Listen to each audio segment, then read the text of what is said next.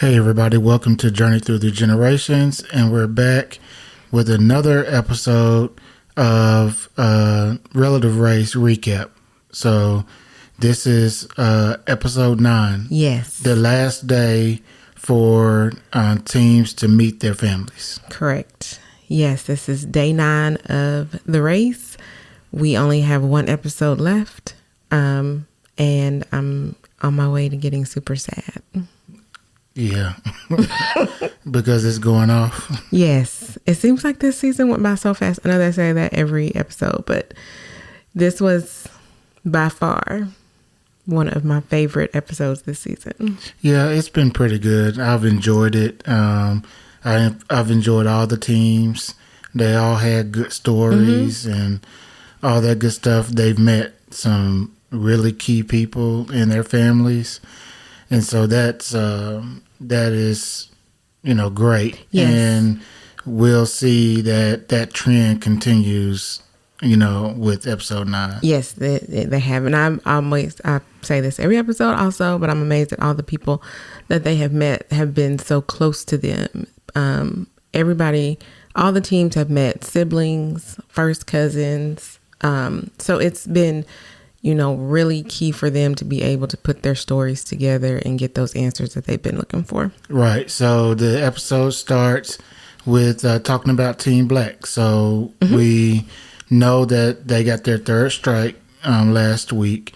And, of course, they're going to use their golden ticket. Yes. So that'll give them a chance to meet all 9 of their relatives. Yes.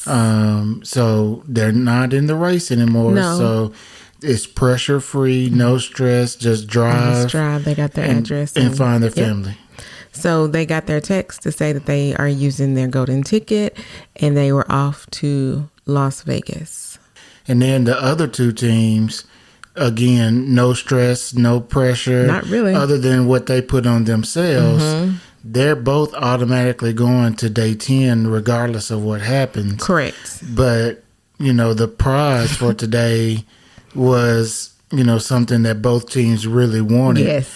And plus Team Green had a desire to keep Team Blue from ever getting first place. Right. So Team Green has 1 strike and Team Blue has 0 strikes. So Team Green's whole purpose was to make sure Team Blue got a strike on this episode. So they said that even though they know that they're going, to day 10, they were gonna, go like it was a regular day and they had to fight for first place. Yeah, I don't blame them either. I would too. And I think about it, I say that I would, but we would have been on the road for 9 days straight, not to mention the days to get to day the race. 1. But you're driving 9 days straight. And I may be tired. That's a lot. And some of them, have been short distances, but most of them, for the most part, have been all an hour and a half and more. So one team drove 5 hours in one day. So driving like that every day for 9 days, that's a lot. Yeah, I think I might say, you know what, I'll take a second strike, as I'm going to day 10. just so I can chill and relax as much as possible. Right. I totally agree. Because by day 9, you've had all of the emotions from meeting your relatives. You've had the emotions from, trying to find addresses and trying to navigate and just meeting people that you've never met before that don't know you. You don't know them. So this race, although, in the end you meet, family, it can be exhausting from all of that that you have to do to get to the relative that you don't know. Yeah. So this could potentially be big day for Steven and JT. And the black team. And black team too. That's right. And so we'll go through and talk about who they met and all that good stuff. So I didn't see anything that was outrageous in navigation to the challenge. Did you? No, I didn't. It seemed like they were able to get everything done. But I did notice that Team Blue they were looking at their maps first thing in the morning. So I think maybe they were already mapping out potentially places that they could be going to be able to get to the freeway in a timely manner. So I think maybe that's how they spent their morning. And I think Team Green was familiar with the area. So they knew kind of which way to go. So because they had gone west and then they went east. So they kind of knew where they were. Right. So they started going, doing their navigation and get to their challenge. And the challenge was, what was the name of it? Did you write down the name of it? Get over it. Get over it. So you had to use different items to get from one side to the other without touching the ground, and you had to bring those items along with you to the other side without dropping it or without touching the ground. Right. You had to basically build a platform as you're walking across it, kind of like, and you had to carry the platform with you and put it down as you're walking. Right. And carrying this other stuff like a big teddy bear, bowling ball, some kind of cylinder-like thing and something else. Yeah. But you had to carry all of this stuff, build this platform while you're walking on it, which is narrow, and not fall off or drop anything. And they had 2 different strategies. Yes. To it, I think. Well, one had a strategy and one didn't. Yeah. Team Green. I think this is where we saw them actually start to kind of snip at each other, yes, which we haven't seen all season. No, and they, you're right. But Team Green, I don't know if they just, know it's day 9 and they know this is the last relative and he's hoping he knows who he's going to meet and he wants to get to it. But he just picked up everything and was like, okay, let's go. And she was like, well, how are we going to build this? What are we going to do? And he was like, well, just come on, we'll figure it out. So they kind of try to build it as they walking with it instead of thinking about it and putting a plan together. So they struggled a little bit in the beginning. Yeah, and I think they got it sort of kind of figured out. I think it ended up working out. Yeah. But Kaylee and JT, they was more strategic in their movements and their thinking. And how they actually carried the items. And I will say that Team Green had an advantage from winning last week's episode. So they were able to automatically take one item to the other side before they started building. Right. So they had less items to carry than Team Blue. That's right. I forgot about that. And so I found it funny that when Team Blue got to the end and they were taking the leftover items to put on their table, JT stepped off onto the platform and Kaylee was on the other side and all her weight made the board pop up. And if she had fallen off, they would have had to start all over again. And they were at the end. Yes. But luckily she caught her balance and was able to stay up there. Yeah. She said, I saw my life flash before my eyes, I'm sure. Oh, yeah. Because, this one didn't have sometimes they have a time on it that we see. So I don't know exactly how long it took for them to do that. Right. So that was the challenge. They both got through it. It all went well. And, of course, they got their addresses for their family members. And, again, it was time for navigation. Which I feel like they both struggled in navigating from the challenge to their relative's house. Yeah. More so than any other week. Correct. So it seemed like the blue team tried to stop and ask people and no one knew where this street was. And they asked multiple people at different locations and they weren't able to get any information. Yeah. And it just felt like, I think you're right. I think it was more like they were like pushing too hard. They were doing things that they had not done up until this point. Right. And so I think, they caused the pressure or the stress on themselves when they really didn't have to. So they could have just settled down and figured it out and go from there. Right. I agree. And that goes for Team Green as well. They couldn't, for whatever reason, find this address, this street location either. And they asked people, and they ended up turning around. Blue team ended up turning around, which I don't remember Blue ever having to turn around like that and drive all the way back somewhere else. So yeah, I think for them after the challenge navigating, I feel like it's pretty close, because they both struggled with the navigating just as bad.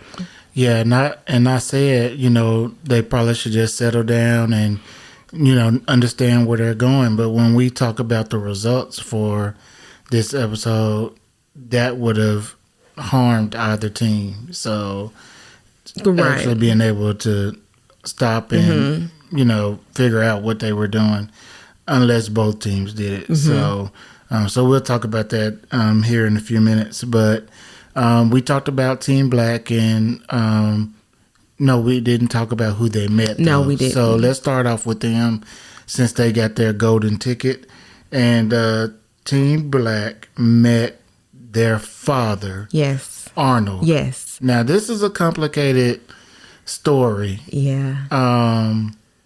And so it's not all, peaches and roses. Sunshine and rainbows. And it just doesn't happen like that all the time. And so he had no clue he didn't have a clue about them. At least that I remember him saying. Oh, no, that's not true. No, yeah, he knows that's about not. I'm on the wrong person. Right. I'm on the wrong person.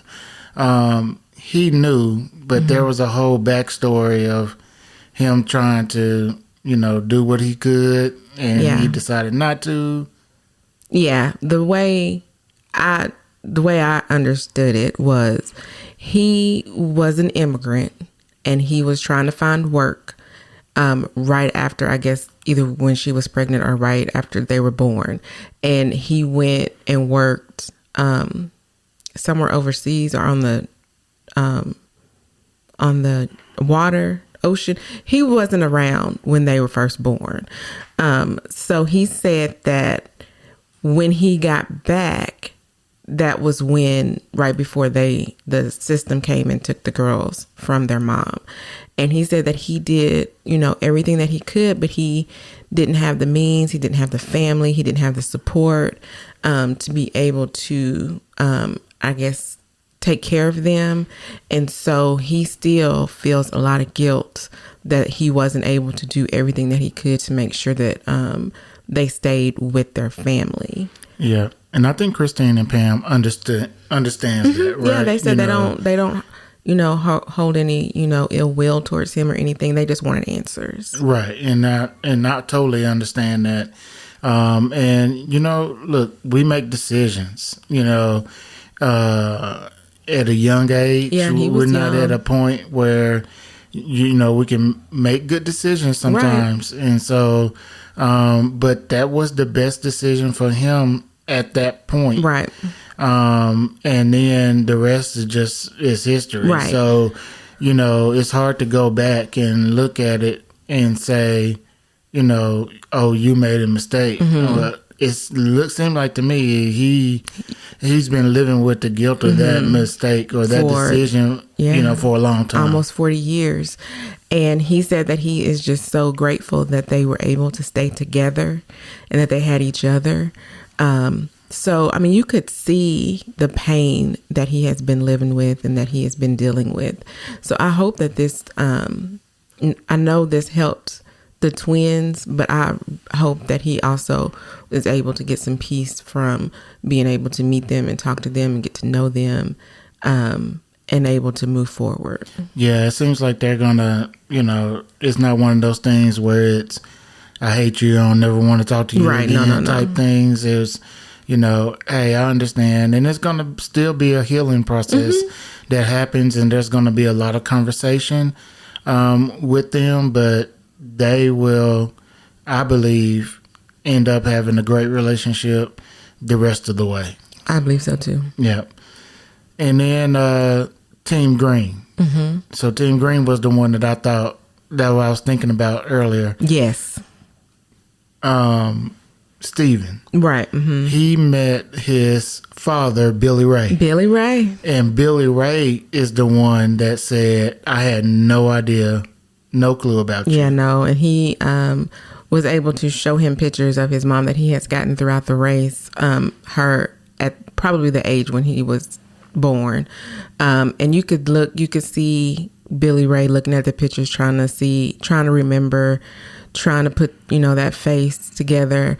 But this was 40 years ago, and Billy Ray is over 70. He's 70 something years old. But he said he didn't know. And if he had known, he would have, taken him in and raised him with his other children. And what I really liked was, Billy Ray's wife made this album for him, for Stephen, and which is really cool. It was so nice. And she too said that if we had known, I would have been there. I would have raised you. You would have been here with our kids.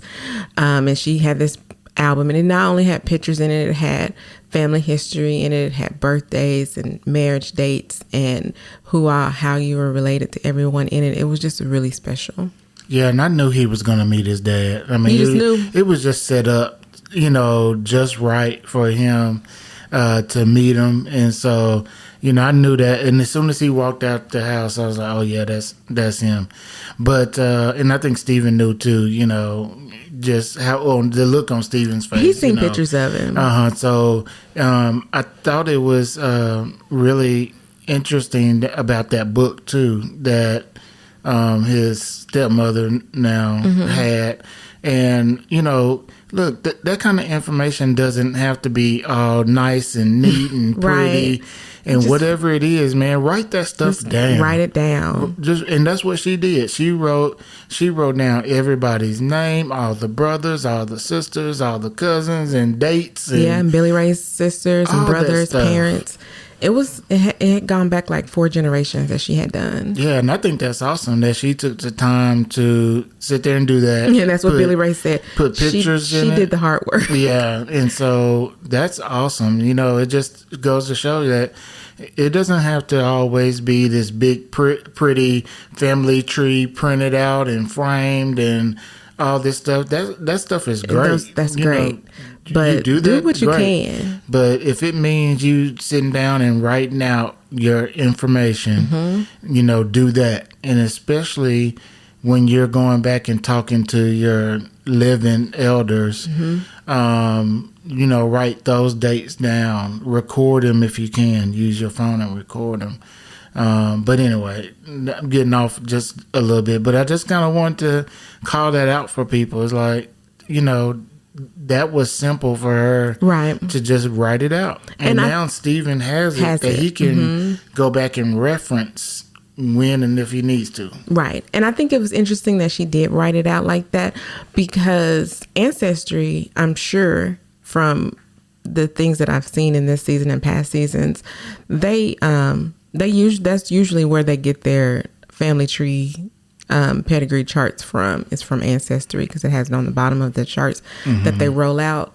So I feel like if she had wanted to, somebody would have helped her do it. Yeah. But that's what she wanted to do. She wanted to do that album, and she wanted to write it out, and he appreciated it so much. Well, she probably didn't even know anything about that stuff. You know what I'm saying? True. Like how to do it or where to go to even look. All she know is somebody called and told her that, told him that he has a son and he's coming and they're gonna be on this date. On this date. So she got it done. Yeah, she did. So that was awesome. And then Team Blue, JT met his brother first, Christian. Yes, and this is his 4th brother that he's met. This is what I said. I was like, man, he has a lot of brothers. 4 brothers and a sister. So this is the 4th brother that he has met. And the thing that I liked about their conversation is that Christian said that he doesn't really spend a lot of time with his family for whatever reason, but he thinks that JT would be that bridge to be able to get them all back together and getting together on a regular basis. Yeah. That'd be really good. And then as they were sitting down talking, a knock on the door, and it was actually JT's father. Yes. His name is William. Mm-hmm. And so that was pretty cool for him. And was that another one that if I didn't know about you? Yes, it was. Yeah, that's what I thought. And he said that he didn't know about him. JT, he didn't know that he had been born. He didn't know that he, of course, had been placed for adoption. So again, everyone seems to be getting the answers that they most wanted. They wanted to know, did you know about me? Were you looking for me? Mm-hmm. And it seems like they all got the answers that they wanted this season. Yeah. And when I say that's what relative race is all about, it's all about family. It's all about, putting that tree together and finding those answers and making connections. Yep.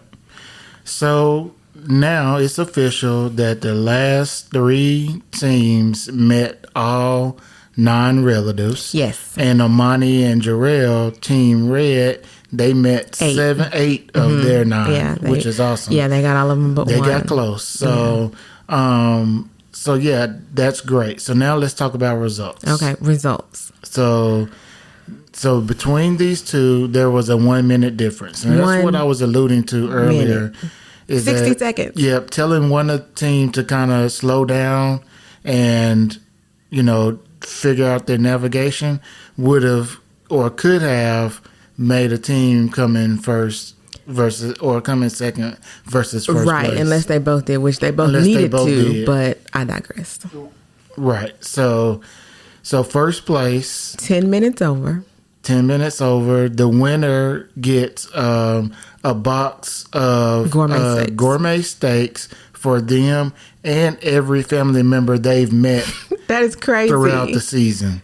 That is crazy. So when they found out earlier in the day that's what the prize was, I think that helped push everybody to want to get first place. Yeah. Because one's from Texas, so they love beef. Yeah, and it wouldn't have mattered too much to us. We don't eat beef that much. No. I mean, I'd eat a steak every now and then, but you don't eat it. No. So, but anyway, so the winner was first place winner was Team Blue for the first time. They finally got a first place on day 9.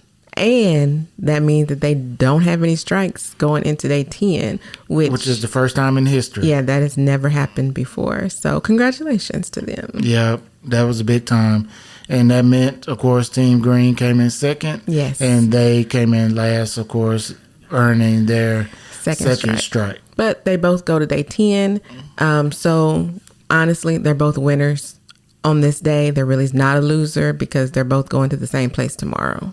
Right, which is next week. Right, which is they're going to a ranch in Arizona. Yes. To do day 10 challenges, final day, and see who wins. Right. So, and my question is, Dan said at the beginning on day 1 that this season was going to be all about food.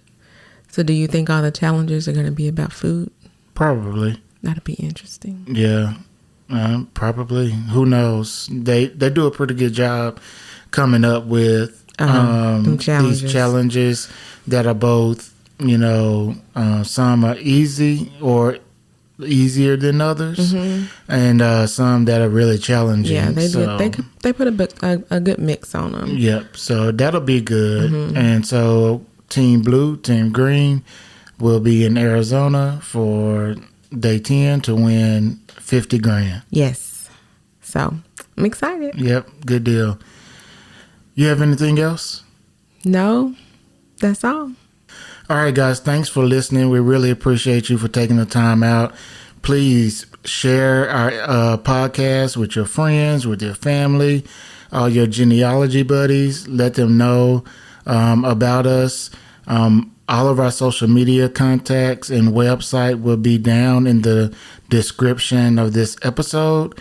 And we really appreciate you guys for listening. We'll talk to y'all later. Thanks, guys. All right, stay safe.